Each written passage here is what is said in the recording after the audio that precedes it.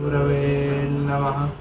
श्रीचैतन्यमनोभीष्टं स्थापितं येन भूतले स्वयं रूपः कदा मह्यं ददाति स्वपदान्तिकम्।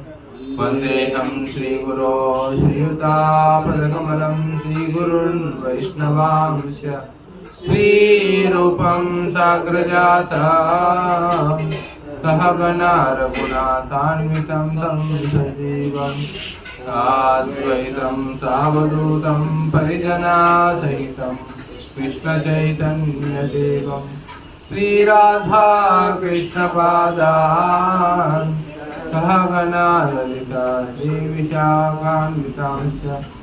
नमः ॐ विष्णुपादाय कृष्णप्रेष्ठाय भूतले श्रीमते भक्तिवेदान्त स्वामिने नामिने। नमस्ते सारस्वते देवे गौरवाणी प्रचारिणे निर्विशेष शून्यवादी पाश्चात्यदेशतारिणे। जय श्री कृष्ण चैतन्य प्रभो नित्यानंद श्री अद्वैता गदाधर शिवासादि गौर भक्तवृंद। हरे कृष्णा कृष्णा कृष्णा हरे हरे हरे राम राम राम हरे हरे। हरे कृष्ण।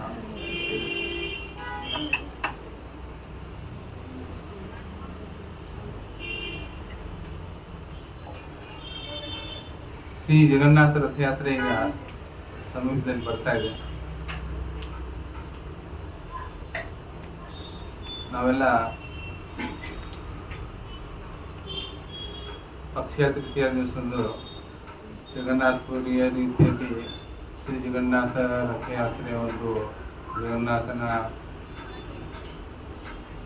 ಆರತಿಯ ಮುಖಾಂತರ ಒಂದು ಸಂಕಲ್ಪವನ್ನು ಮಾಡಿದ್ವಿ. ಈ ವರ್ಷ 5ನೇ ಬಾರಿಗೆ ದಾವಣಗೆರೆಯಲ್ಲಿ ಜಗನ್ನಾಥ ರಥಯಾತ್ರೆಯನ್ನು ನಾವು ಪುರಿಯಲ್ಲಿ ಆಗುವಂಥ ಒಂದು ಆಷಾಢ ಶುಕ್ಲ ದ್ವಿತೀಯ ಎಂದು ನಾವು ಇಲ್ಲಿ ಕೂಡ ಜುಲೈ 16ನೇ ತಾರೀಕಿಗೆ ಆಚರಣೆ ಮಾಡಬೇಕಂತೆ. ಸತ್ಯನಾರಾಯಣ ಮೂರ್ತಿಗಳು ನಮ್ಗೆ ಅವತ್ತೆಲ್ಲ ಕತೆ ಹೇಳಿದರು.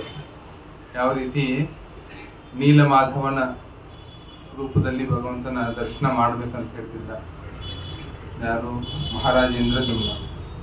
ಆದರೆ ಅವನು ಕೊನೆಗೆ ಅಲ್ಲಿ ನೀಲಾಚಲ ಧಾಮಕ್ಕೆ ಅವನು ಬಂದಾಗ ಅಲ್ಲಿ ಭಗವಂತ ಶ್ರೀಕೃಷ್ಣನ ವಿಗ್ರಹ ಅಲ್ಲಿ ಇರೋದಿಲ್ಲ. ಅವನು 1000 ಅಶ್ವಮೇಧ ಯಜ್ಞಗಳನ್ನು ಮಾಡಿ ಅಲ್ಲಿ ಭಗವಂತನ ಸೇವೆ ಮಾಡ್ಬೇಕಂತ ಬಂದಿರ್ತಾನೆ. ಆದ್ರೆ ಬಂದಲ್ಲಿ ನೋಡಿದ್ರೆ ಅಲ್ಲಿ ನೀಲಮಾಧವ ಶ್ರೀಕೃಷ್ಣ ಇರೋದೇ ಇಲ್ಲ. ಅದಕ್ಕೆ ಬಹಳ ಅವನು ಚಿಂತಾಕ್ರಾಂತ ಆಗ್ತಾನೆ. ನನ್ನ ಜೀವನ ಎಷ್ಟೊಂದು ಇದು ಪಾಪಿ ಜೀವನ ಆಗಿದೆ, ನಾನು ಭಗವಂತನ ದರ್ಶನ ಮಾಡೋದಕ್ಕೆ ಆಗ್ತಾ ಇಲ್ಲ ಅಂತ ಹೇಳಿ ಆ ಸಂದರ್ಭದಲ್ಲಿ ಅವನಲ್ಲಿ ತಪಶ್ಚರ್ಯವನ್ನು ಆಚರಿಸ್ತಾನೆ. ಕೊನೆಗೆ ಭಗವಂತ ಅವನಿಗೆ ಪ್ರಕಟನಾಗಿ ನಾನೀಗ ಇವತ್ತಿನಿಂದ 3 ದಿವಸ ಸಮಯದಲ್ಲಿ 3 ಕಟ್ಟಿಗೆಯ ದಿಮ್ಮಿಗಳ ರೂಪದಲ್ಲಿ ಸಮುದ್ರದಲ್ಲಿ ಬರ್ತೇನೆ. ಅದನ್ನು ತಂದು ನೀನು ಏನು ಮಾಡಬೇಕು, ವಿಗ್ರಹವನ್ನು ಕೆತ್ತನೆ ಮಾಡಬೇಕು, ಮಾಡಿ ಪ್ರತಿಷ್ಠಾಪನೆ ಮಾಡಬೇಕು. ಆ ಸಮಯದಲ್ಲಿ ಭಗವಂತನ ಒಂದು ಪ್ರತಿಷ್ಠಾಪನೆಗೋಸ್ಕರ ಯಜ್ಞವನ್ನು ಮಾಡಬೇಕಾದ್ರೆ ಅಲ್ಲಿ ಎಲ್ಲ ಕಾರ್ಯಗಳು ನಿರ್ವಿಘ್ನವಾಗಿ ನೆರವೇರಲಿ ಅಂತ ಹೇಳ್ಬಿಟ್ಟು ಬ್ರಹ್ಮದೇವರ ಅಣತಿಯಂತೆ ನರಸಿಂಹದೇವರ ಪ್ರತಿಷ್ಠಾಪನೆಯನ್ನು ಮಾಡಲಾಗ್ತದೆ. ಈಗ ನಾವು 2 ದಿವಸ ಹಿಂದೆ ಶ್ರೀ ನರಸಿಂಹ ಚತುರ್ದಶಿಯನ್ನು ಆಚರಿಸಿದ್ವಿ. ನರಸಿಂಹದೇವರು ಎಲ್ಲ ಭಕ್ತಿಯಲ್ಲಿ ಬರುವಂಥ ವಿಘ್ನಗಳನ್ನು ನಿವಾರಣೆಯನ್ನು ಮಾಡ್ತಾರೆ. ಅಥವಾ ಈ ಧಾಮವನ್ನು ರಕ್ಷಣೆ ಮಾಡೋಕ್ಕೋಸ್ಕರ ಆಗಲಿ, ಆ ಭಗವಂತನ ವಿಗ್ರಹಗಳ ರಕ್ಷಣೆ ಮಾಡಲಿಕ್ಕಾಗಲಿ ಕೂಡ ಭಗವಂತನ ಸ್ವತಃ ರಕ್ಷಣೆ ಮಾಡೋದಕ್ಕೋಸ್ಕರನೂ ನರಸಿಂಹದೇವರ ಪೂಜೆಯನ್ನು ಅಲ್ಲಿ ಯಜ್ಞ ನರಸಿಂಹ ರೂಪದಲ್ಲಿ ಮಾಡಲಾಗುತ್ತೆ. ಯೂಶ್ವಲಿ ಏನಾಗುತ್ತೆ, ನರಸಿಂಹದೇವರು ರೂಪ ಏನಿರುತ್ತೆ ಅತ್ಯಂತ ಉಗ್ರವಾದ ಸ್ವರೂಪ ಇರುತ್ತೆ. ಆದರೆ ಇಲ್ಲಿ ಜಗನ್ನಾಥಪುರಲ್ಲಿ ಯಜ್ಞ ನರಸಿಂಹದೇವರು ಏನಿದಾರಲ್ಲ ಅವರು ಶಾಂತ ಸ್ವಭಾವದಲ್ಲಿದೆ ಯಜ್ಞ ನರಸಿಂಹದೇವರು. ಜಗನ್ನಾಥಪುರಿ ಜಗನ್ನಾಥನ ಒಂದು ಸೇವೆಗೆ ಪ್ರಸಿದ್ಧವಾಗೋಕ್ಕಿಂತ ಮುಂಚೆ ಅದು ನರಸಿಂಹ ಕ್ಷೇತ್ರವಾಗಿ ಪ್ರಸಿದ್ಧವಾಗಿತ್ತು. ಅದಕ್ಕೆ ಪುರಾತನ ಕಾಲದಿಂದ ಜಗನ್ನಾಥನ ಸ್ಥಾಪನೆ ಆಗೋಕ್ಕಿಂತ ಮುಂಚೆನೂ ಕೂಡ ಜಗನ್ನಾಥಪುರಿ ಅದು ಕ್ಷೇತ್ರ ಅಂಥೇಳಿ ಪ್ರಸಿದ್ಧವಾಗೋಕ್ಕಿಂತ ಮುಂಚೆನೂ ಏನಾಗುತ್ತಲ್ಲಿ ಅದು ನರಸಿಂಹ ಕ್ಷೇತ್ರ ಅಂಥೇಳಿ ಅದು ಪ್ರಸಿದ್ಧವಾಗಿತ್ತು. ಈ ರೀತಿ ಭಗವಂತ ಶ್ರೀ ನರಸಿಂಹದೇವರ ಒಂದು ಮಹಿಮೆ ಅದು ಅನಾದಿ ಕಾಲದಿಂದಲೂ ಇದೆ. ಯಾವಾಗಲೂ ಭಕ್ತರಿಗೆ ಅವ್ರಿಗೆ ಏನಾದರೂ ಸಮಸ್ಯೆಗಳು ಉದ್ಭವ ಆದಾಗ ಆಗ ನರಸಿಂಹದೇವರ ಪ್ರಾರ್ಥನೆಯನ್ನು ಮಾಡಲಿಕ್ಕೆ ಇಸ್ಕಾನ್ನಲ್ಲೂ ಕೂಡ ಲಾಸ್ ಏಂಜಲೀಸ್ ಅಲ್ಲಿ ಏನೋ ಒಂದು ಘಟನೆ ನಡೆದಿತ್ತು, ಅಹಿತಕರವಾದ ಘಟನೆ ನಡೆದಿತ್ತು. ಅವಾಗ ಶ್ರೀಲ ಪ್ರಭುಪಾದರು ಹೇಳಿದ್ರು, ನಾವೆಲ್ಲ ಏನು ಮಾಡಬೇಕು, ಈಗ ನರಸಿಂಹದೇವ್ರ ಪೂಜೆ ಮಾಡಬೇಕು. ನರಸಿಂಹ ಆರತಿ ಇಸ್ಕಾನ್ನಲ್ಲಿ ನಾವು ಈಗ ಮೊದಲಿಗೆ ಬಂದು ಮಕ್ಕಳಿಗೆಲ್ಲ ಗೊತ್ತು ನರಸಿಂಹ ಆರತಿ. ಆ ನರಸಿಂಹ ಆರತಿ ಪ್ರಾರಂಭ ಆಗಿದ್ದು ಈ ಒಂದು ಇದರಿಂದ. ಆಮೇಲೆ ಮಾಯಾಪುರದಲ್ಲೂ ಕೂಡ ಅದೇ ರೀತಿ ಒಂದು 300 ಜನ ಡಕಾಯಿತರ ಗ್ಯಾಂಗು ಏನು ಮಾಡಿದ್ರು, ಅವರು ದೇವಸ್ಥಾನದ ಮೇಲೆ ಪ್ರಹಾರ ಮಾಡಿದ್ರು. ಅವಾಗ ಸಹಿತ ಶ್ರೀಲ ಪ್ರಭುಪಾದ ಹೇಳಿದ್ರು, ನಾವು ಇಲ್ಲಿ ನರಸಿಂಹದೇವರ ವಿಗ್ರಹವನ್ನು ಸ್ಥಾಪನೆಯನ್ನು ಮಾಡಬೇಕು. ನರಸಿಂಹದೇವರನ್ನು ಅಲ್ಲಿ ಪ್ರತಿಷ್ಠಾಪನೆ ಮಾಡಿದ್ಮೇಲೆ ಯಾವುದೂ ಅಹಿತಕರ ಘಟನೆಗಳು ನಡೆದಿಲ್ಲ. ಈ ರೀತಿ ನರಸಿಂಹದೇವರು ಅವರು ಭಕ್ತರ ರಕ್ಷಕರಾಗಿ ಅವರು ಇರ್ತಾರೆ ಯಾವಾಗ. ಈ ಯಜ್ಞ ನರಸಿಂಹ ಜಗನ್ನಾಥಪುರಿಯಲ್ಲಿ ಪುರಿ ಧಾಮ ಜಗನ್ನಾಥ ಕ್ಷೇತ್ರ ಅಂಥೇಳಿ, ಇದು ಪುರುಷೋತ್ತಮ ಕ್ಷೇತ್ರ ಅಂಥೇಳಿ ಪ್ರಸಿದ್ಧಿಯನ್ನು ಪಡೆಯೋಕ್ಕಿಂತ ಮುಂಚೆ ಅದು ನರಸಿಂಹ ಕ್ಷೇತ್ರವಾಗಿ ಪ್ರಸಿದ್ಧಿಯನ್ನು ಪಡೆದಿತ್ತು. ಆಮೇಲೆ ಜಗನ್ನಾಥಪುರಿಯಲ್ಲಿ ಹೇಳಲಾಗಿದೆ, ಹಿಂದಿನ ಸಮಯದಲ್ಲಿ ತುಂಬ ಈ ಮಹೋದಧಿ ಅಂದರೆ ಮಹಾಸಾಗರ ಏನಿದೆಯಲ್ಲ, ಬಂಗಾಳ ಕೊಲ್ಲಿಯಲ್ಲಿ ಮಹಾಸಾಗರ ಇದೆ, ತುಂಬ ಒಂದು ದೊಡ್ಡ ಸಾಗರ ಇದೆ ಅಲ್ಲಿ. ಅದು ತುಂಬ ಬೋರ್ಗರೆ ಇತ್ತಿತ್ತು. ಅದು ಬಹಳ ಅದು ಏನು ಮಾಡ್ತಾ ಇತ್ತು, ಸೌಂಡ್ ಮಾಡ್ತಾ ಇತ್ತು, ತುಂಬ ಬೋರ್ಗರಿತಾ ಇತ್ತು. ಆ ಬೋರ್ಗರಿಯುವ ನದಿ ಜಗನ್ನಾಥಪುರಿ ಮಂದಿರವರೆಗೂ ಬಂದ್ಬಿಡ್ತು.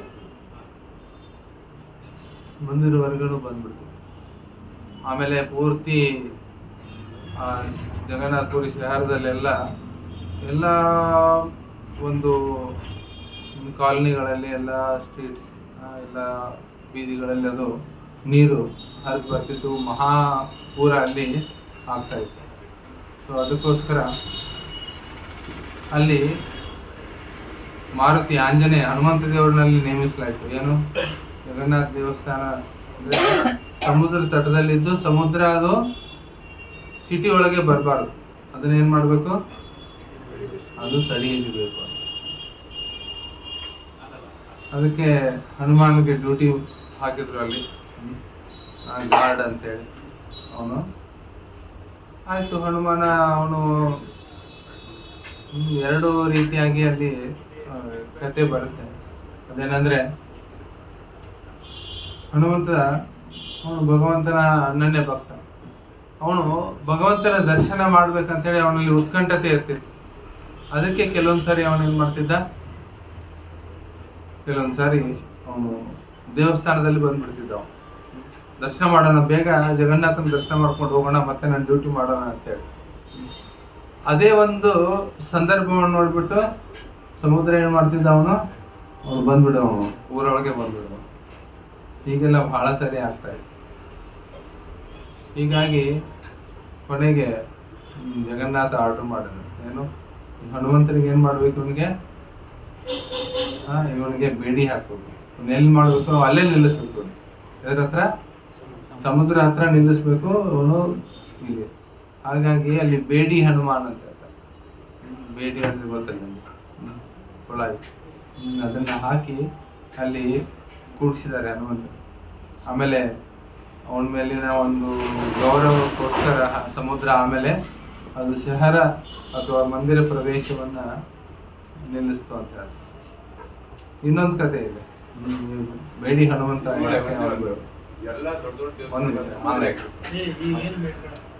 ಆಮೇಲೆ ಪ್ರಶ್ನೆ ಅಂತ ನಾನು ಕೇಳ್ತೀನಿ.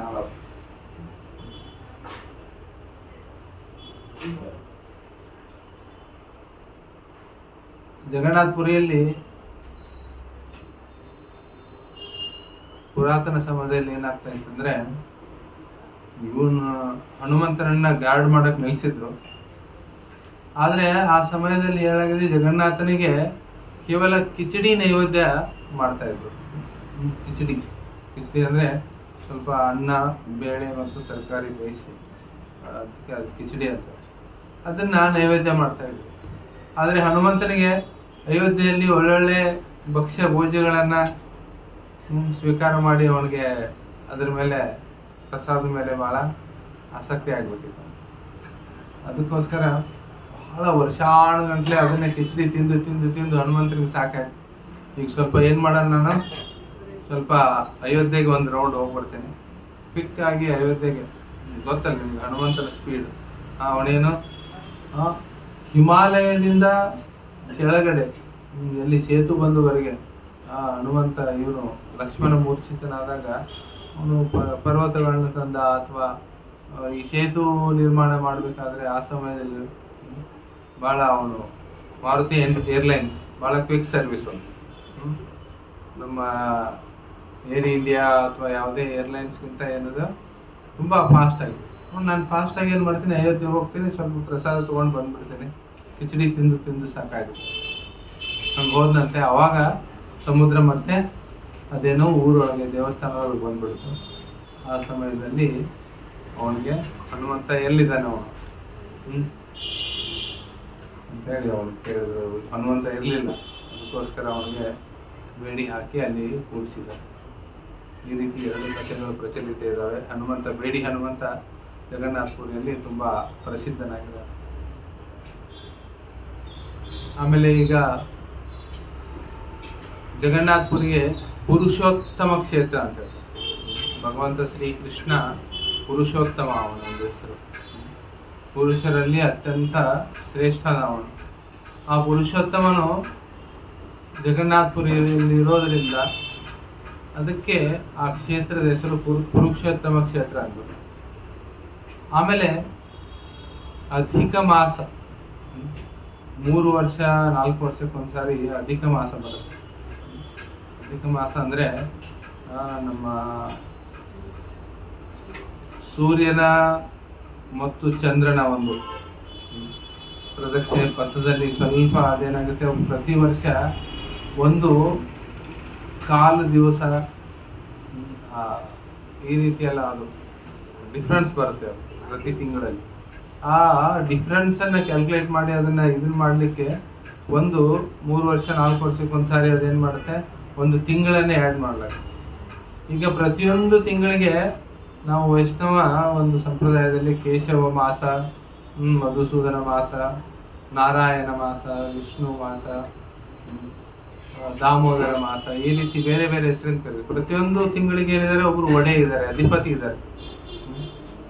ಆದರೆ ಈ ಅಧಿಕ ಮಾಸ ಬಂದಾಗ ಎಲ್ಲರೂ ಏನಾಯ್ತು, ಅವರಂದ್ರು ಅದಕ್ಕೆ ಮಲ ಮಾಸ ಅಂತ ಕೂಡ ಹೇಳ್ತಾರೆ. ಮಲ ಮಾಸ ಅಂತ ಕೂಡ ಹೇಳ್ತಾರೆ ಭೌತಿಕ ಇದರಲ್ಲಿ.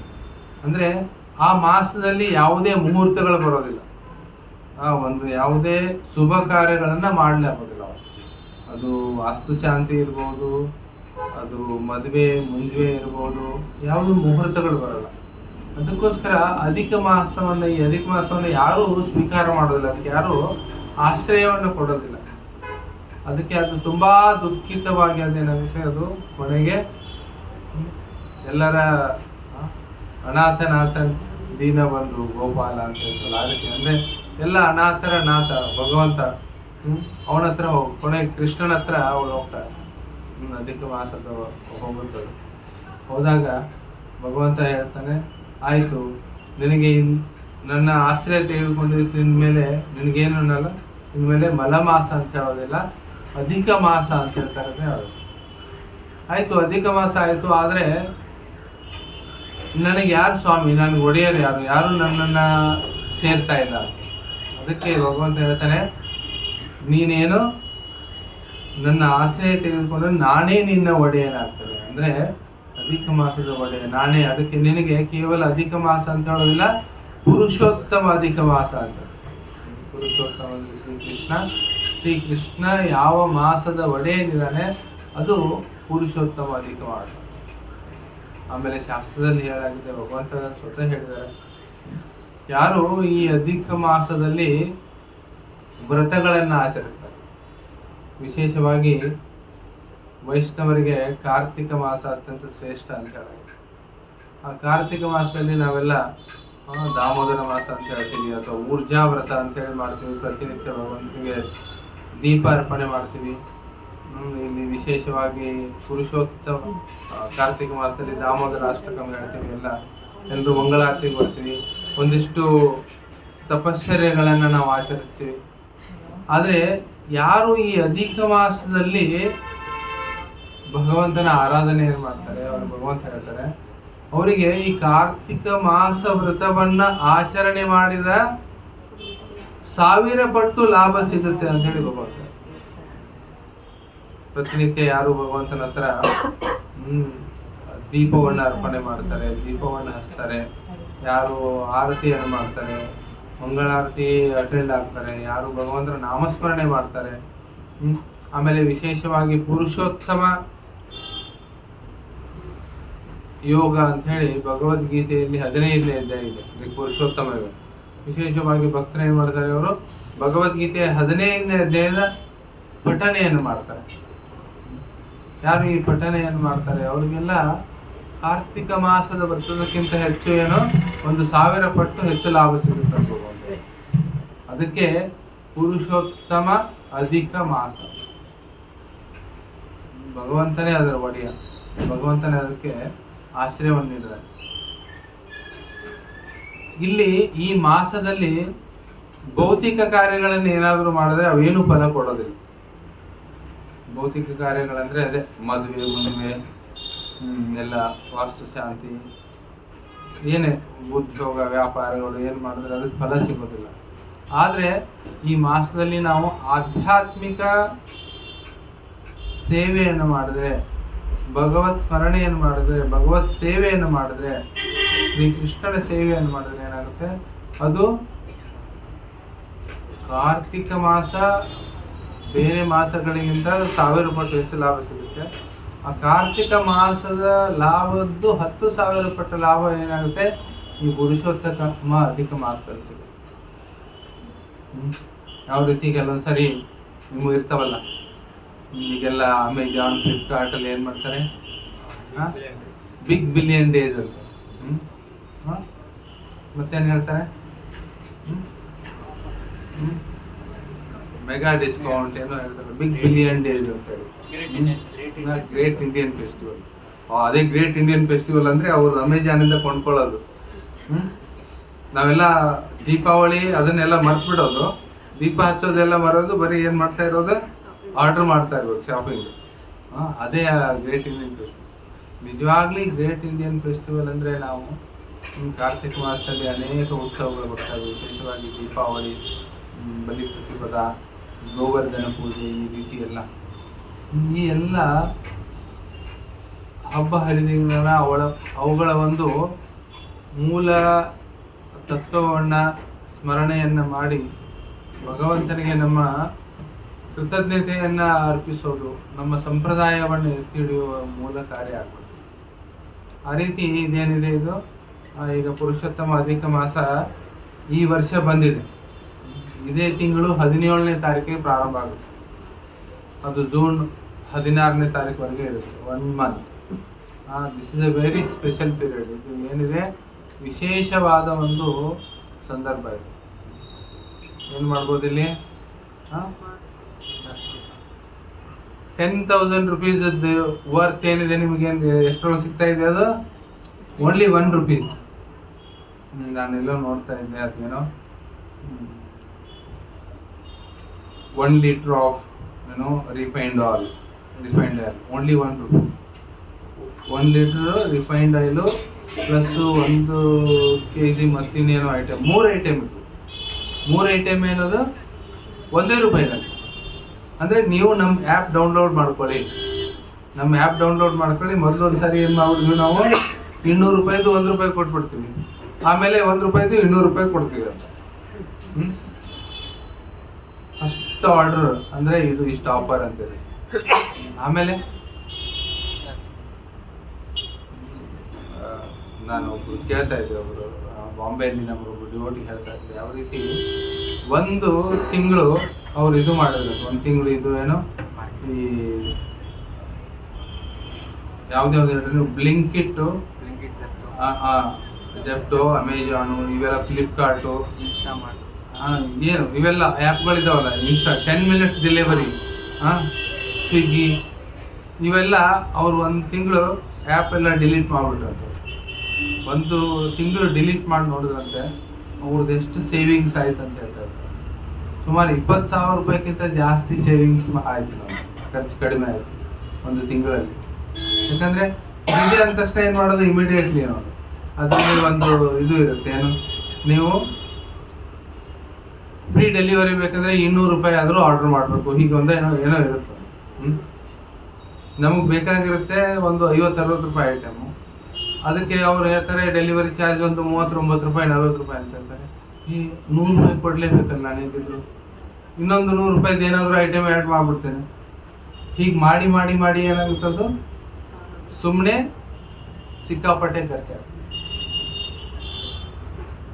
ಅವರೆಲ್ಲ ಆ ರೀತಿ ಚೀಟಿಂಗ್ ಮಾಡ್ತಾರೆ. ಆದರೆ ಇದೆಲ್ಲ ನಮ್ಮ ಉತ್ಸವಗಳು, ಪುರುಷೋತ್ತಮ ಅಧಿಕ ಮಾಸ ಇದೆ, ಇದರಲ್ಲೇನು ನಿಮಗೆ ₹10,000 ಸಿಗೋದೇನಾಗ್ತಾ ಇದೆ, ಅದು ₹1 ಸಿಗ್ತಾ ಇದೆ ಪುರುಷೋತ್ತಮ ಅಧಿಕ ಮಾಸ. ಅದಕ್ಕೆ ನಾವು ಈಗ ಶ್ರೀ ಜಗನ್ನಾಥ ರಥಯಾತ್ರೆ ಬರ್ತಾ ಇದೆ. ಪುರುಷೋತ್ತಮ ಭಗವಂತ, ಪುರುಷೋತ್ತಮ ಕ್ಷೇತ್ರ, ಪುರುಷೋತ್ತಮ ಧಾಮ ಜಗನ್ನಾಥಪುರಿ, ಅವನ ಸೇವೆಯ ಸಂಕಲ್ಪವನ್ನು ಮಾಡಬೇಕು. ಜಗನ್ನಾಥ ರಥಯಾತ್ರೆ ಸೇವೆ ಸಂಕಲ್ಪ ಮಾಡಬೇಕು. ಪುರುಷೋತ್ತಮ ಅಧಿಕ ಮಾಸದಲ್ಲಿ ನಾವೆಲ್ಲ ನಮ್ಮ ಭೌತಿಕ ಕಾರ್ಯಗಳನ್ನು ಕಡಿಮೆ ಮಾಡಿ, ಏನು ಅತ್ಯಂತ ಅವಶ್ಯಕತೆ ಇದೆ ಅದನ್ನಷ್ಟೇ ಮಾಡಿ, ಮಿಕ್ಕಿದ ಸಮಯದಲ್ಲಿ ನಾವು ಭಗವತ್ ಸೇವೆಗೆ, ಭಗವಂತನ ನಾಮಸ್ಮರಣೆಗೆ, ಭಗವಂತನ ಆರತಿಗೆ, ಭಗವಂತನ ಕೀರ್ತನೆಗೆ, ಗೀತಾ ಭಾಗವತ ಅಧ್ಯಯನಕ್ಕೆ ನಾವು ಸಮಯವನ್ನು ಮೀಸಲಿಡಬೇಕು. ವಿಶೇಷವಾಗಿ ಶ್ರೀ ಜಗನ್ನಾಥ ರಥಯಾತ್ರೆ ಸೇವೆಗೆ, ಪುರುಷೋತ್ತಮ ಧಾಮ ಶ್ರೀ ಜಗನ್ನಾಥಪುರಿಯ ಏನು ರಥಯಾತ್ರೆಯನ್ನು ನಾವು ಮಾಡ್ತಾ ಇದ್ದಾವೆ, ಅದಕ್ಕೆ ನಾವು ಸಮಯವನ್ನು ಮೀಸಲಿಡಬೇಕು. ಅದಕ್ಕೆ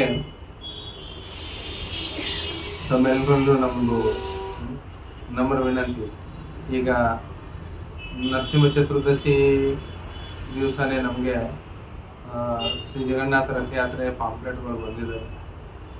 ಅವತ್ತು ಸ್ವಲ್ಪ ಲೇಟಾಗಿ ಬಂದ್ರಿಂದ ಅವತ್ತು ಕೊಡ್ಲಿಕ್ಕೆ ಆಗಲಿಲ್ಲ. ಈಗ ನಾವೆಲ್ಲ ಏನು ಮಾಡಬೇಕು, ಅದನ್ನು ತೊಗೊಂಡು ಹೋಗಬೇಕು, ಎಲ್ಲರಿಗೂ ಕೊಡಬೇಕು, ಪ್ರಚಾರ ಮಾಡಬೇಕು, ಮತ್ತು ಎಲ್ಲರನ್ನೂ ಸೇವೆಯಲ್ಲಿ ತೊಡಗಿಸ್ಬೇಕು. ಆ ರೀತಿ ತಮ್ಮೆಲ್ಲರಿಗೆ ವಿನಂತಿ ಇದೆ. ಆಮೇಲೆ ಮೇ 17ನೇ ತಾರೀಕಿಂದ ಪ್ರತಿನಿತ್ಯ ಸಾಯಂಕಾಲ ಇಲ್ಲಿ ಕಾರ್ಯಕ್ರಮ ಆಗುತ್ತೆ. ಯಾವ ರೀತಿ ನಾವು ಶ್ರೀ ಕಾರ್ತಿಕ ಮಾಸದಲ್ಲಿ ದಾಮೋದರ ಆರತಿ ಮಾಡ್ತೀವಿ, ಆ ರೀತಿ ಪ್ರತಿನಿತ್ಯ ಇಲ್ಲಿ ಪುರುಷೋತ್ತಮ ಅಧಿಕ ಮಾಸದಲ್ಲಿ ಭಗವದ್ಗೀತೆ 15 ಅಧ್ಯಾಯದ ಅಧ್ಯಯನ ಪಾಠ ಆಗುತ್ತೆ. ಸಾಯಂಕಾಲ ದಾಮೋದರ ಆರತಿ, ಹಾಗೆ ಆರತಿ ಇರುತ್ತೆ ಭಗವಂತಂದು. ಈ ಎಲ್ಲ ಕಾರ್ಯಕ್ರಮಗಳ ಲಾಭವಂತೂ ಹೋಗಬೇಕು. ಯಾರು 16 ಮಾಲೆಗಿಂತ ಕಡಿಮೆ ಮಾಡ್ತಾ ಇದ್ದಾರೆ ಅವರು 16 ಮಾಲೆ ಮಾಡೋ ಸಂಕಲ್ಪವನ್ನು ಮಾಡಬೇಕು. ನಾಮಸ್ಮರಣೆ ಯಾರು ಇನ್ನೂ ನಾಮಸ್ಮರಣೆ ಮಾಡ್ತಾ ಇಲ್ಲ ಅವರು ಒಂದು ಮಿನಿಮಮ್ ಆಗಿ ಒಂದು 4 ಮಾಲೆ 8 ಮಾಲೆ ನಾನು ಮಾಡ್ತೀನಿ ಅಂತೇಳಿ ಸಂಕಲ್ಪ ಮಾಡ್ಕೊಳ್ಳಿ. ಮತ್ತು ಯಾರಿಗೆ ಸಾಧ್ಯವಾಗುತ್ತೆ ಅವರೆಲ್ಲ ಪ್ರತಿನಿತ್ಯ ಮಂಗಳಾರತಿ ಇಲ್ಲಿ ಬರಲಿಕ್ಕೆ ಸಂಕಲ್ಪ ಮಾಡ್ಕೊಳ್ಳಿ. ನಾವು ಸಂಕಲ್ಪ ಮಾಡ್ಕೊಂಡ್ರೆ ಅದು ಭಗವಂತ ನಮಗೆ ಅದಕ್ಕೆ ದಾರಿ ತೋರಿಸ್ತಾರೆ, ಅದಕ್ಕೆ ಶಕ್ತಿಯನ್ನು ಕೊಡ್ತಾರೆ ಯಾವ ರೀತಿ ಮಾಡಬೇಕು. ಅದಕ್ಕೋಸ್ಕರ ತಮ್ಮೆಲ್ಲ ರಿಕ್ವೆಸ್ಟ್ ಏನಂದರೆ ಈ ಅಪಾರ್ಚುನಿಟಿ ನಾವು ಬಿಡಬಾರ್ದು. ಇದೊಂದು ಸುವರ್ಣಾವಕಾಶ ಇದು. ಕಾರ್ತಿಕ ಮಾಸ ಪ್ರತಿ ವರ್ಷನೂ ಬರುತ್ತೆ, ಆದರೆ ಇದು ಅಧಿಕ ಮಾಸ 3 ವರ್ಷ 4 ವರ್ಷ ಒಂದ್ಸಾರಿ ಆಗ್ತದೆ. ಅದಕ್ಕೆ ಇದ್ರ ಲಾಭವನ್ನು ತೆಗೆದುಕೊಳ್ಬೇಕು. ಹರೇ ಕೃಷ್ಣ ಕೃಷ್ಣ ಕೃಷ್ಣ ಹರೇ ಹರೇ, ಹರೇ ರಾಮ ರಾಮ ರಾಮ ಹರೇ ಹರೇ. ಹರೇ ಕೃಷ್ಣ. ಯಾರಿಗಾದ್ರೂ